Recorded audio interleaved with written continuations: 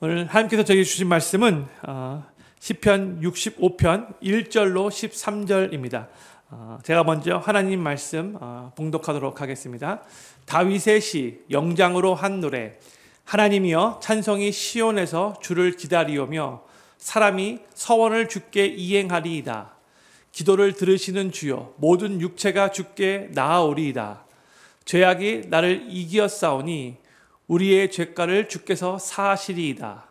주께서 택하시고 가까이 오게 하사 주의 뜰에 거하게 하신 사람은 복이 있나이다. 우리가 주의 집 곧 주의 성전의 아름다움으로 만족하리이다. 우리 구원의 하나님이시여 땅의 모든 끝과 먼 바다에 있는 자에 의지할 주께서 의를 쫓아 어미하신 일로 우리에게 응답하시리이다. 주는 주의 힘으로 산을 세우시며 권능으로 띠를 띠시며 바다의 흉룡과 물결의 요동과 만밀의 헌화까지 진정하시나이다. 땅끝에 거하는 자가 주의 징조를 두려워하나이다. 주께서 아침 되는 것과 저녁 되는 것을 즐거워하게 하시며 땅을 건고하사 물을 대어 심히 윤택해 하시며 하나님의 강에 물이 가득하게 하시고 이같이 땅을 예비하신 후에 저희에게 곡식을 주시나이다. 주께서 밭고랑에 물을 넉넉히 대사 그 이랑을 평평하게 하시며 또 단비로 부드럽게 하시고 그 싹에 복 주시나이다. 주의 은택으로 연사에 관씌우시니 주의 길에는 기름이 떨어지며 들의 초장에도 떨어지니 작은 산들이 기쁨으로 띠를 띠었나이다. 초장에는 양떼가 입혔고 골짜기에는 곡식이 덮였음에 저희가 다 즐거이 외치고 또 노래하나이다. 아멘. 오늘 저희가 나누는 시편 65편의 표제어는 지난주 저희가 나누었던 시편 64편의 표제어와 동일하게 다윗의 시 영장으로 한 노래입니다. 그런데 저희가 지난주까지 한 5주에 걸쳐서 다윗이 아들 압살롬의 쿠데타를 일으켰을 때에 왕궁에서 쫓겨나서 아주 극심한 그 고통 가운데 괴로움 가운데 지었던 시를 우리가 나눴는데 오늘은 분위기가 완전히 바뀝니다. 하나님을 향한 찬양을 드리는 그런 시인데 이 시는 다윗이 쓴 시인데 나중에 이스라엘 백성들이 하나님을 찬양하는 그 예배하는 예배 세팅에서 또 찬양 인도자의 지휘하에 함께 공동체로 부르는 찬양이 된 시이죠. 표제어만 보면 이 시가 언제 어떤 배경에서 쓰여졌는지는 알 수 없지만 이 시의 내용 가운데 농사를 통한 풍성한 수확을 허락하시는 하나님을 향한 감사의 내용이 나오기에 많은 학자들은 이 시가 많은 수확물을 추수하는 시기에 지켰던 절기인 수장절 즈음에 지어진 시가 아닌가라고 그렇게 추정을 합니다. 우리가 이 시를 통해 분명히 알 수 있는 것은 다윗은 이스라엘 백성들에게 은혜를 베푸시는 구원자 하나님, 또한 온 우주 만물을 다스리시고 인간의 역사를 주관하시는 그 하나님께 전심으로 감사하며 찬양을 올려드리기 위해서 이 시를 기록했다는 것을 우리가 알 수 있습니다. 이 시는 하나님을 향한 찬양과 감사가 넘치는 그런 시입니다. 이 시편 65편은 크게 세 부분으로 나눌 수 있는데 1절부터 4절이 첫 번째 단락으로 기도를 들으시고 죄를 용서하시는 하나님을 찬양하고 있고요. 그 다음에 5절부터 8절에서는 창조와 구원에 전능하신 하나님을 찬양하고 있어요. 그 다음에 9절부터 13절에서는 풍년을 허락하신 하나님께 감사드리면서 하나님의 백성들에게 풍성하게 복 주시는 이 하나님을 또 찬양하고 있습니다. 이것을 생각하시면서 이렇게 세 단락으로 나눠졌다는 것을 생각하시면서 먼저 오늘 본문의 1절 말씀을 우리 같이 읽기를 원합니다. 1절 말씀 같이 읽겠습니다. 시작. 하나님이여 찬송이 시온에서 주를 기다리오며 사람이 서원을 주께 이행하리이다 했어요. 지금 이 시편 65편의 배경은 하나님을 예배하는 하나님의 성소가 있는 시온입니다. 아직 다윗의 때에는 성전이 지어지기 전이죠.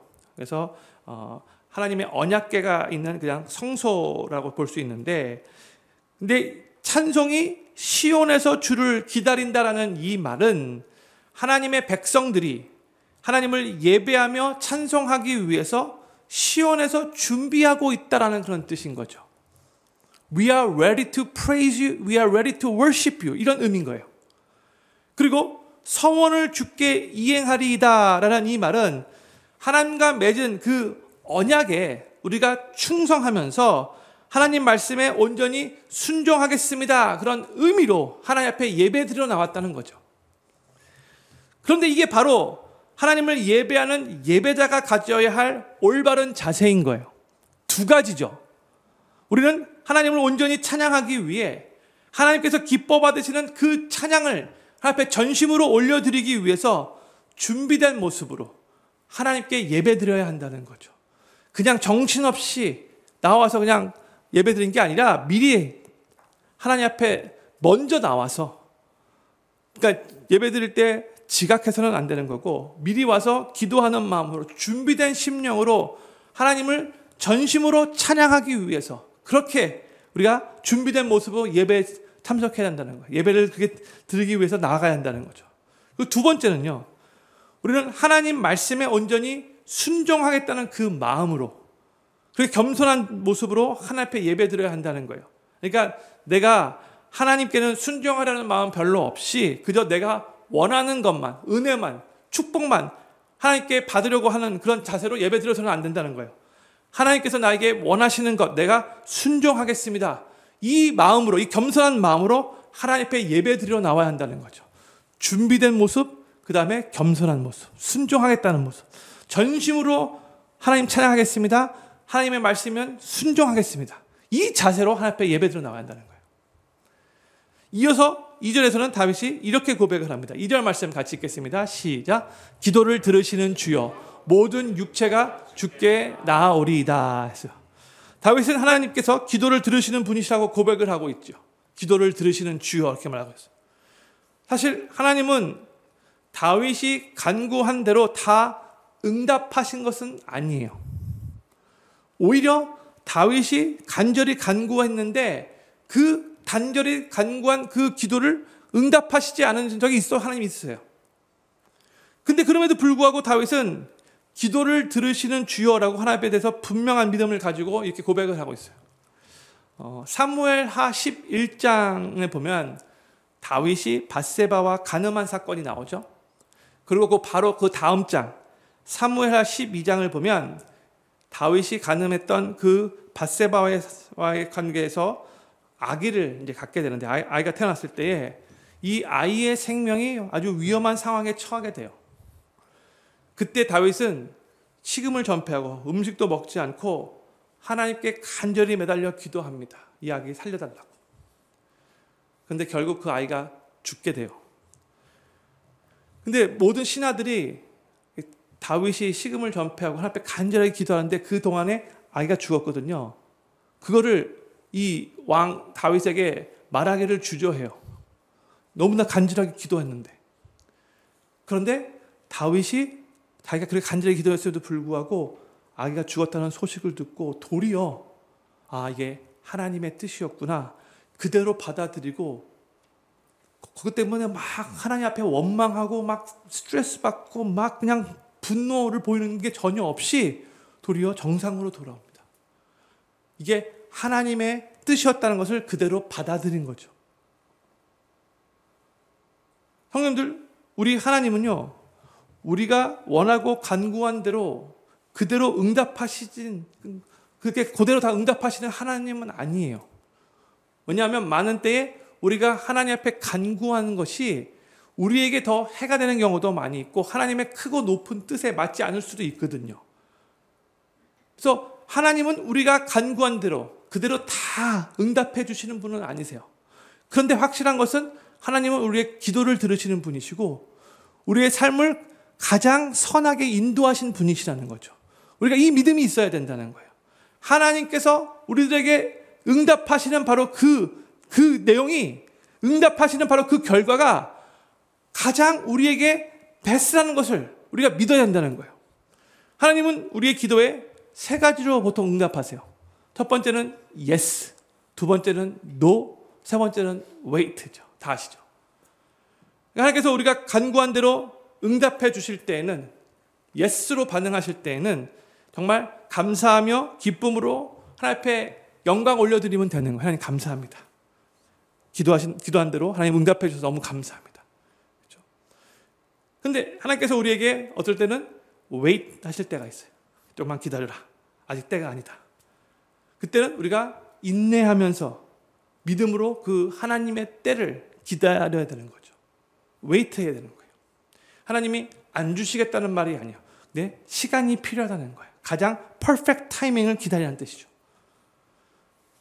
근데 만약에 하나님께서 우리가 간구한 대로 응답해 주시지 않는다면, 하나님께서 no 하신다면, 우리는 그 가운데서도 우리가 알지 못하는 하나님의 더 크고 높으신 뜻이 있다는 것을 믿고, 하나님은 여전히 우리의 기도를 들으시는 분이시라는 것을 분명히 믿고 계속해서 우리의 기도를 들으시는 하나님 앞에 간절하게 기도할 수 있어야 되는 거예요. 보통 하나님께서 노로 응답하실 때에 그때 많이 하나님을 향하여 섭섭한 감정을 가지고, 하나님 왜 내 기도를 들어주시지 않으십니까? 그 원망 섞인 그런 마음을 가지고 그 다음부터는 우리의 신앙이 미직지근해지고 하나님 앞에 간절하게 기도하지 않는 경우가 많아요. 그 경험 때문에. 근데 하나님께서 노 하시는 것도, 그것도 하나님의 분명한 선한 뜻이 있다는 것을 우리가 믿어야 되고 받아들일 수 있어야 되고요. 그로 인해서 하나님 앞에 간절히 기도하는 것을 멈춰서는 안 된다는 거예요. 하나님의 가장 선한 뜻이었다는 것을, 노가 하나님의 선한 뜻이었다는 것을 우리가 믿음으로 받아들이고 그 하나님을 여전히 신뢰할 수 있어야 한다는 거죠. 하나님께서는 우리의 찬양을 받으시기에 합당하신 분이시며, 또 우리와 언약을 맺어주시고 우리로 하여금 하나님의 말씀 안에서 하나님의 백성으로 살아가도록 인도하십니다. 그리고 우리 하나님은 우리가 기도할 때에 우리의 기도를 언제나 들으시고 하나님의 크고 높으신 뜻 안에서 우리의 삶을 가장 선하게 인도하시는 분이시라는 것을 항상 믿어야 한다는 거예요. 그 자세로, 그 믿음으로 하나님 앞에 기도해야 한다는 거예요. 다윗은 2절 후반부에서 모든 육체가 주께 나아오리다 라고 말하고 있죠. 온 세상 모든 사람들이 다 여호와 하나님 앞에 나와 찬양하면서 하나님의 말씀에 순종해야 한다는 뜻이고, 또한 누구든지 하나님 앞에 나와 기도하면 하나님께서 그 기도를 들어주실 거라는 그런 의미인 거예요. 이어서 3절에서 다윗이 이렇게 고백을 합니다. 3절 말씀을 같이 읽겠습니다. 시작.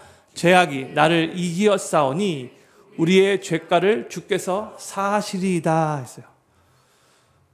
2절 후반부에 모든 육체가 하나님께 나와 기도해야 마땅하고 또 하나님은 기도를 들으시는 분이시라고 말씀하셨는데, 그러나 죄악 가운데 있는 사람은 그 누구도 하나님을 먼저 찾지도 않고 원하지도 않아요. 죄악 가운데 있는 사람들은. 그래서 하나님께 나아가기 위해서는 먼저 자기 자신이 죄악으로 말미암아 완전히 다 타락했고 부패했다는 것을 먼저 깨닫고 인정해야 되는 그 과정이 필요한 거예요. 나 스스로는 거룩하신 하나님 앞에 결코 설 수 없고 나에게는 하나님의 죄사함의 은혜가 필요한 것을 깨닫고 겸손히 그 하나님의 은혜를 구하는 자만이 하나님 앞에 나와 하나님께 찬양하며 기도할 수 있다는 거예요. 그래서 다윗은 그런 의미에서 죄악이 나를 이기었습니다 라고 고백을 하고 있는 거예요. 죄악이 나를 이겼다. 무슨 뜻인가? 이 말은 나의 힘과 의지로는 이 죄악을 이길 수 없고 나의 이 부패와 이 타락의 문제를 해결할 수 없다는 것을 알고 하나님 앞에서 나는 죄악에게 철저하게 패배한 죄인입니다. 저는 철저하게 타락한 죄인입니다. 그래서 저는 주님의 은혜가 간절히 필요한 자입니다.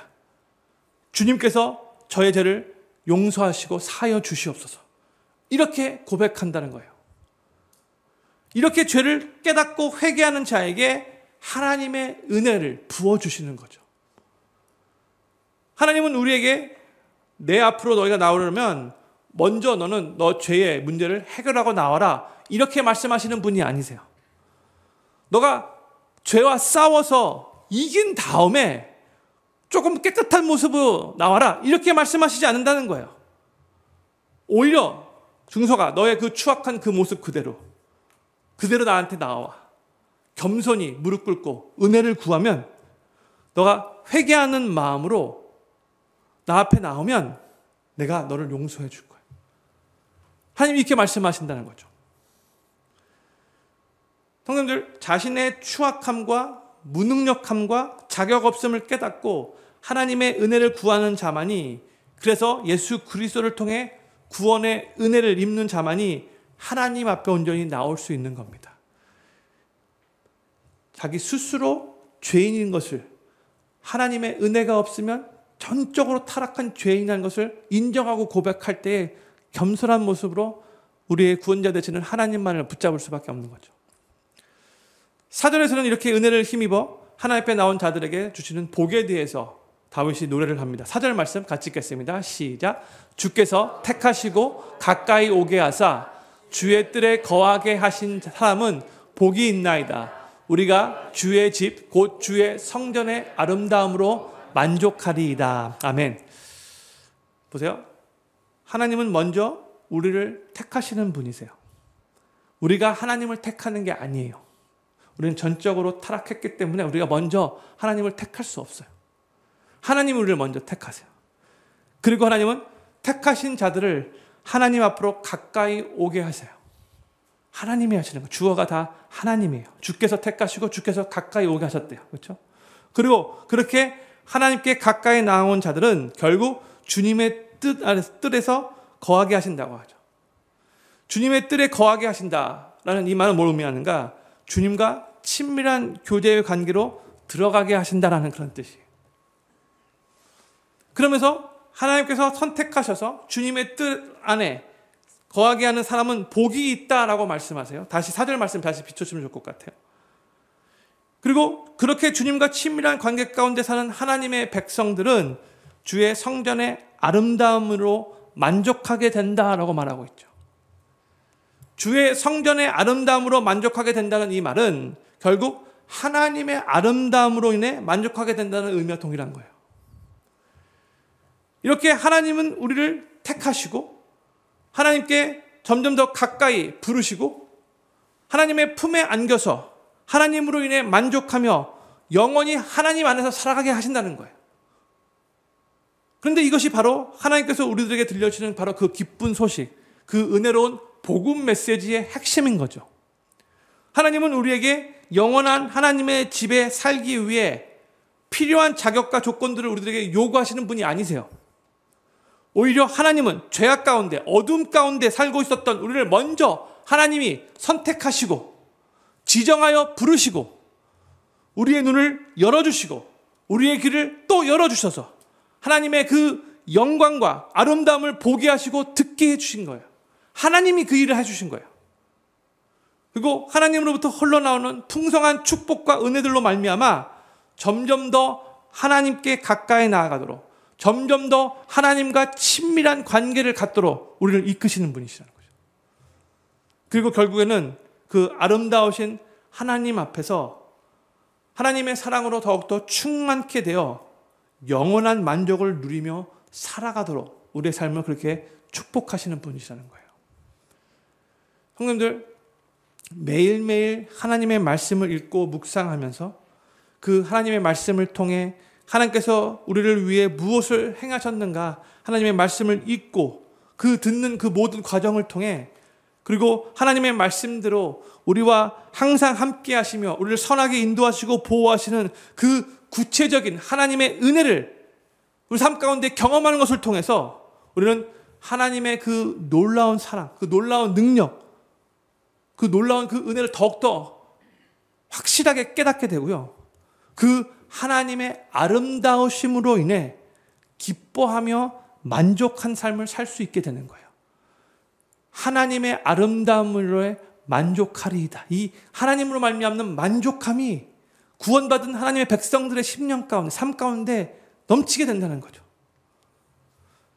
사랑하는 필금교회 성도님들, 제가 질문 하나를 드릴 텐데 각자 속으로만 솔직하게 한번 답변해 보시면 좋을 것 같아요. 성도님들은 요즘에 하나님 안에 거하시는 삶을 사시면서 하나님의 아름다우심으로 인해 만족한 삶을 살고 계시는지요? 정말 하나님 때문에 난 너무나 요즘에 만족합니다. 너무너무 감사합니다. 이런 고백이 나오시는지요? 저는 필그림교회 모든 성도님들이 우리를 먼저 택하시고 우리를 부르셔서 하나님께 가까이 나아가 하나님과 친밀한 관계를 맺을 수 있도록 해주신 하나님의 그 은혜에 감사하실 수 있기를 바라고, 매일매일의 삶 속에서 우리를 사랑하시는 하나님의 그 아름다우심을 깨닫고 맛보고 경험하시면서 하나님의 그 아름다우심을 계속 닮아가시며 하나님 안에서 온전히 만족한 삶을 누리실 수 있게 되기를 우리 구주 예수님의 이름으로 간절히 축원합니다. 이제 두 번째 단락에서 다윗은 하나님의 능력에 대해서 하나님을 찬양합니다. 먼저 5절 말씀 같이 읽도록 하겠습니다. 시작. 우리 구원의 하나님이시여 땅의 모든 끝과 먼 바다에 있는 자에 의지할 주께서 의를 쫓아 어미하신 일로 우리에게 응답하시리이다 했어요. 다윗은 여호와 하나님을 이제 구원의 하나님으로 찬양을 하고 있는데, 그런데 다윗은 하나님을 단순히 자기 자신만을 구원하시는 분이나 혹은 이스라엘 백성들만 구원하시는 그런 분으로 말하지 않고 땅의 모든 끝과 먼 바다에 있는 자도 의지할 분이라고 그렇게 하나님을 찬양하고 있어요. 그러니까 온 모든 백성들, 모든 사람들이 하나님만을 의지해야 한다는 거죠. 바로 그 대상의 하나님이라는 거예요. 우리가 믿고 섬기는 하나님이 얼마나 크시고 얼마나 높으신 분이신가, 또 얼마나 능력이 많으신 전능하신 하나님과를 항상 기억하며 신앙생활을 해야 돼요. 뭐 당연한 거 아닌가? 이 생각할 수 있겠지만 많은 때에 우리가 정신없이 살면서 우리 하나님이 얼마나 끝내주는 하나님인가, 얼마나 능력의 하나님이신가, 얼마나 크신 분이신가, 얼마나 위대하신 하나님, 광대하신 하나님인가 망각하며 살 때가 많다는 거예요. 하나님을 그냥 우리 수준으로 끌어내려 그냥 사람과 같이 똑같이 볼 때가 많다는 거예요. 우리 하나님 절대 그러신 분이 아니시죠. 하나님께서는 우리의 찬양을 받기에 합당하신 분이시고 또 우리의 기도를 가장 선하게 응답해 주시는 분이시고 우리의 작은 신음에도 귀 기울여 주시는 분이신데, 근데 바로 그 하나님이 온 우주 만물을 지으신 창조주 하나님이 되시고 온 세상 모든 나라 모든 민족을 통치하시는 통치주 하나님이 되시고 또한 자신의 연약함과 추악함을 인정하고 은혜를 간구하는 자를 구원하시는 구원자 하나님이 되시고 또 하나님이 원하신다면 무엇인지 할 수 있는 전능하신 하나님이 되신다는 거예요. 그게 바로 우리 하나님이라는 거죠. 그래서 다윗은 주께서 의를 쫓아 어미하신 일로 우리에게 응답하신다라고 말하고 있는 거예요. 그냥 하나님은 그냥 우리 인간과 비슷한 수준의 그런 분이 아니시라 정말 우리와 완전 다르신 그런 분이시라는 거예요. 그 하나님을 기억하라는 거예요. 그 하나님께서 하나님의 능력으로 하나님의 방법으로 일하시고 역사하시고 우리 삶 가운데 응답하시는 분이시라는 거죠. 이걸 꼭 기억하라는 거예요. 하나님의 응답은 우리의 마음을 위로해 주시고 우리의 삶을 가장 선하게 인도해 주시는 아주 세밀하고 부드러운 젠틀한 면도 있지만 또 온 세상을 흔드는 아주 크고 놀라운, 여기서는 어미하신이라고 하는데 아주 어썸하신 그런 하나님이시라는 거예요. 그렇게 응답하시는 분이시라는 거예요. 이걸 기억해야 되는 거예요. 하나님의 젠틀하고 섬세하신 부분도 있지만 하나님의 크고 광대하신 아주 어썸한 부분도 있다는 것을 항상 우리가 기억해야 된다는 거예요. 또 이에 대해서 6절과 7절에서 또 이렇게 다윗이 선포합니다. 6절 7절 같이 읽겠습니다. 시작. 주는 주의 힘으로 산을 세우시며 권능으로 띠를 띠시며 바다의 흉용과 물결의 요동과 만민의 헌화까지 진정하시나이다 했어요. 이 말은 산과 바다와 모든 나라들이 다 하나님의 손 안에 있다는 그런 뜻이죠. 하나님이 주권자가 되신다는 거예요. 하나님이 다 다스리신다는 거죠. 하나님은 애굽에 10가지 재앙을 내리시며 이스라엘 백성들을 출애굽시키셨고 또 앞에 홍해가 가로막혔을 때 홍해를 하나님이 능력으로 가르셨죠.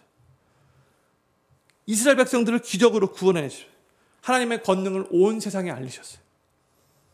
또한 예수님도 제자들과 함께 배를 타고 가시다가 큰 풍랑이 일 때에 그냥 말씀 한마디로 Be still 이 말씀 하셨는데 갑자기 아주 엄청나게 일어났던 그 광풍이 한순간에 잠잠게 됐어요. 그렇게 주님의 권능을 나타내셨어요. 우리 주님은 자연 만물을 통치하시고 다스릴 뿐만이 아니라 보세요. 나라의 소동을 진정시키는 그런 분이시라고 해요. 그러니까 온 세상 나라들도 다 하나님의 통치 아래 있다는 거예요. 결국 우리는 모든 것이 어떻게 다 운행되는지 정확하게 잘 이해가 안 되겠지만 결국 역사의 주관자는 하나님이시라는 거예요. 하나님 손에 다 달려있다는 거예요. 그래서 아무리 크고 강한 나라라 할지라도, 아무리 많은 그런 강대국들과 선진국들이 앞에 나선다 할지라도 그들이 세상의 문제를 해결할 수 있는 게 아니고요. 또 나라와 나라 사이에서 발생하는 그 분쟁과 다툼들을 없앨 수 없는 거예요. 사람의 힘으로는 불가능한 것이 너무나 많은 거예요.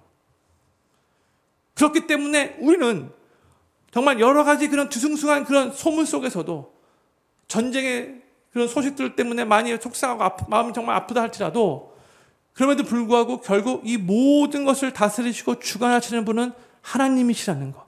하나님께서 하나님의 때에 하나님의 방법으로 결국 하나님의 그 평화를 이루신다는 것을 믿고 그 하나님만 바라보며 하나님께 간절히 기도할 수 있어야 된다는 거예요. 하나님의 주권에 달려있는 거예요. 그리고 하나님께서 하나님의 방법으로 모든 문제들을 결국 해결해 주시기를 기도해야 한다는 거죠. 이어서 8절에서는 산과 바다와 나라들을 통치하고 다스리시며 그 권능을 드러내시는 하나님을 바라보는 사람들의 반응에 대해서 말합니다. 8절 말씀 같이 읽겠습니다. 시작. 땅끝에 거하는 자가 주의 징조를 두려워하나이다. 주께서 아침 되는 것과 저녁 되는 것을 즐거워하게 하시며. 하나님의 그 어미하심을 보고, 어썸한 것을 보고 땅끝에 사는 자들까지도 두려워하게 된다라고 말씀하고 있어요. 그러니까 세상의 모든 사람들은 하나님의 그 살아계심과 일하심을 결국 알게 될 때에 두려워할 수밖에 없다는 거예요. 세상 사람들은. 그런데 하나님을 믿고 섬기는 하나님의 백성들은 하나님의 일하심을 보고 하나님의 살아계심으로 인해서 즐거워한대요. 다윗은 이것을 어떻게 표현했냐면, 주께서 아침 되는 것과 저녁 되는 것을 즐거워하게 하신다, 이렇게 표현하고 있죠. 아침 되는 것을 즐거워하고 저녁 되는 것을 즐거워하게 한대요. 세상에 많은 사람들은 아침이 되는 거 괴로워하고 싫어하는 사람이 많아요. 아침에 일찍 일어날 때. 또 저녁이 되는 것도, 밤에 잠자리에 들어가는 것이 참 두렵고 괴로운 사람들도 의외로 많이 있어요. 여러 가지 인생의 어려움으로 인해 새롭게 하루를 시작하는 것이 참 많이 걱정스럽고, 밤에 잠자리에 드는 것도 고통스럽게 여겨지는 사람들이 의외로 이 세상에 많이 있어요. 잠을 잘 못 자기 때문에도 마찬가지고. 때로는 삶의 의미를 찾지 못하고 허무함과 절망 속에서 아침에 일어나 하루를 시작하는 것을 너무나 괴로워하며 저녁이 되고 밤이 되는 것을 무서워하는 사람들이 우리 주변에도 많이 있다는 거 아셔야 돼요. 그러나 하나님을 믿고 섬기는 하나님의 백성들은 아침이 되는 것이 즐겁고 또 저녁이 되는 것도 즐겁대요. 그렇게 할 수 있는 이유가 하나님의 은혜와 하나님의 축복을 누리고 있기 때문에 그게 가능한 거죠. 사랑하는 필그림교 성도님들, 하루를 시작하실 때 즐거우신지요? 눈을 딱 떴을 때 야호, 오늘도 하나님이 나에게 새날을 주셨다, 이런 즐거움이 있으신지요? 하루를 마감하면서 하나님 오늘도 나에게 허락하신 하루 최선을 다해서 열심히 살았습니다. 이제 평안을, 안식을 저에게 허락해 주시면 감사합니다. 기쁜 마음으로 잠자리에 들으시는지요? 오늘 계속해서 다윗이 이 시를 통해서 하나님 안에서 참으로 만족을 누리는 자들은 어떤 모습인가를 우리들에게 계속 보여주고 있는 거예요. 또 맨 마지막 후반부에 또 나타나요. 그런데요, 성도님들, 하나님의 은혜를 누리며 살아가기 위해서는, 아침에 일어날 때도 기뻐하고 잠자리에 들면서도 기뻐하는 그런 삶을 살기 위해서는 하나님의 말씀을 더욱더 굳게 붙들어야 하고요. 우리의 인생 가운데, 그리고 온 세상 가운데 지금도 살아서 역사하시는 그 하나님, 지금도 온 우주 만물을 통치하고 다스리시는 그 하나님의 손길을 볼 수 있어야 돼요. 바로 그 하나님이 나의 하나님이라는 거, 바로 그 하나님을 내가 믿고 섬긴다는 거, 바로 그 하나님이 나의 아빠, 아버지라는 거, 이것을 계속해서 우리 스스로에게 리마인드 해줘야 되는 거죠. 저는 필그림교회 모든 성도님들이 우리들에게 하나님이 허락하신 이 하나님의 말씀을 매일 굳게 붙드시고 믿음의 눈으로 우리의 삶과 또 이 세상 가운데서도 여전히 살아서 역사하시는 하나님의 손길을 보실 수 있기를 바라고, 그로 인해 더욱더 하나님의 능력과 영광을 우리의 삶 가운데 확인하시면서 기쁨으로 하루를 시작하시고 또 기쁨으로 잠자리에 드시는 참으로 복된 삶을 매일매일 살아가시게 되기를 우리 구주 예수님의 이름으로 간절히 축원합니다. 이제 세 번째 단락인 9절부터 13절에서는 이와 같은 하나님의 일하심을 농사짓는 과정을 빗대어서 설명을 하는데, 먼저 9절과 10절을 먼저 읽도록 하겠습니다. 9절과 10절 말씀 같이 읽겠습니다. 시작. 땅을 권고하사 물을 대어 심히 윤택해 하시며 하나님의 강에 물이 가득하게 하시고 이같이 땅을 예비하신 후에 저희에게 곡식을 주시나이다.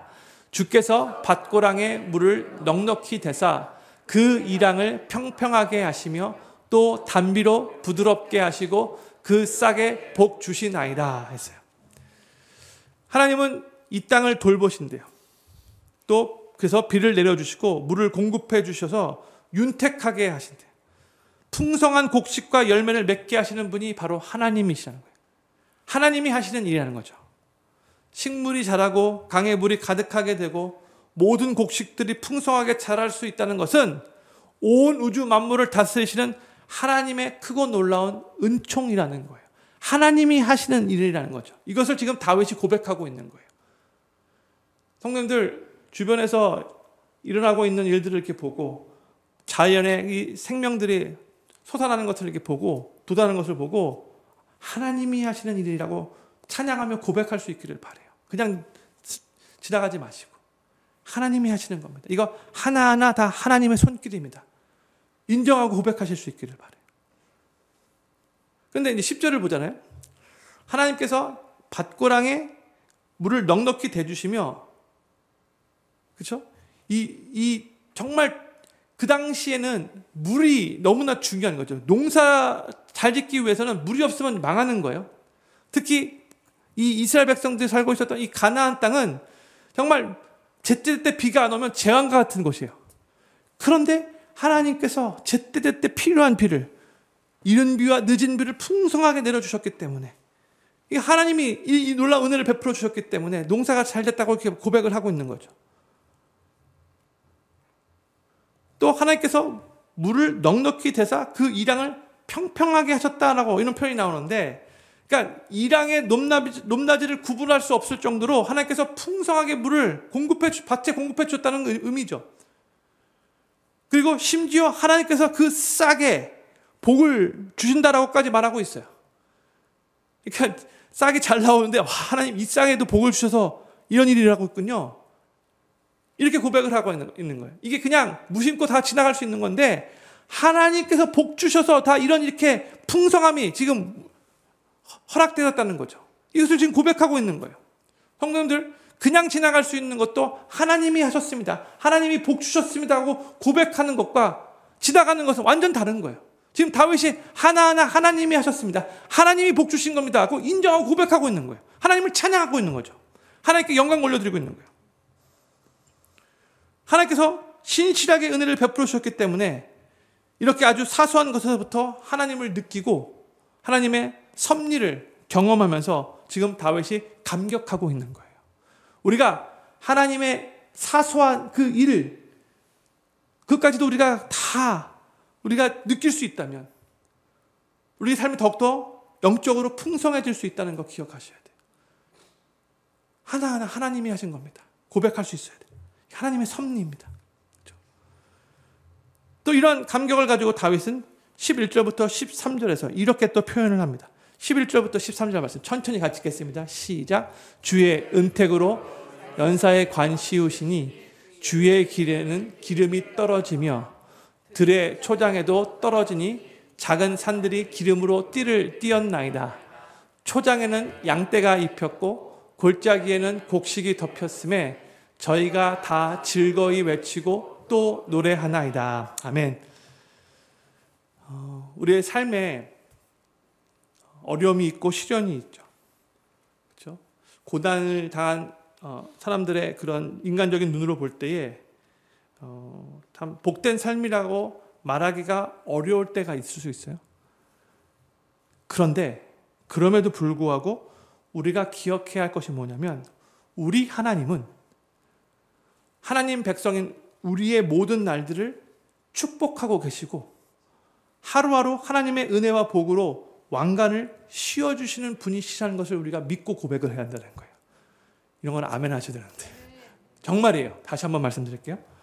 우리의 삶에 시련이 있을 수 있고 고난이 닥칠 수 있어요.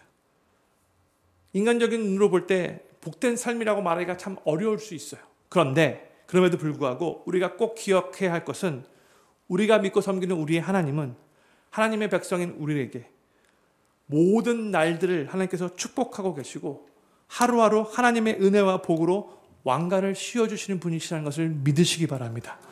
복 주시는 하나님이시고 은혜 베푸시는 하나님이시라는 거예요. 지금 다윗이 이것을 노래하고 있어요.